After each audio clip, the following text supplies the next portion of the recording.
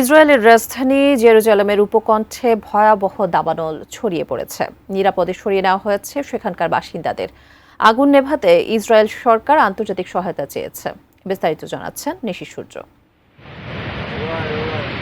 ইসরায়েলের রাজধানী জেরুজালেমে ছড়িয়ে পড়েছে ভয়াবহ দাবানল।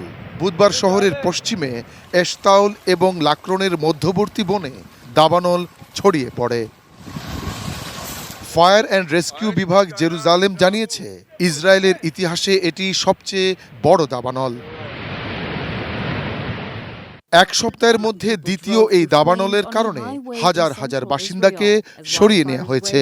বন্ধ করা হয়েছে জেরুজালেম এবং তেল আবিবের মধ্যে প্রধান সড়কের 5টি রুট এবং ট্রেন চলাচল। প্রাথমিকভাবে ভয়াবহ তাপ এবং তীব্র বাতাস থেকে দাবানলের সূত্রপাত বলা হলেও ইচ্ছাকৃতভাবে অন্তত 20টি স্থানে আগুন লাগানো হয়েছে বলে জানিয়েছে দ্য জেরুজালেম পোস্ট। ইতোমধ্যে সন্দেহভাজন কয়েকজনকে গ্রেপ্তারও করা হয়েছে। দাবানল নিয়ন্ত্রণে দমকল কর্মীদের যথেষ্ট বেগ পেতে হচ্ছে। 63টি অগ্নি নির্বাপক দলের সাথে 11টি বিমান এবং হেলিকপ্টার কাজ করে যাচ্ছে। হাসপাতালে যেতে হয়েছে ধোঁয়ায় অসুস্থ হয়ে পড়া অন্তত 22 জনকে।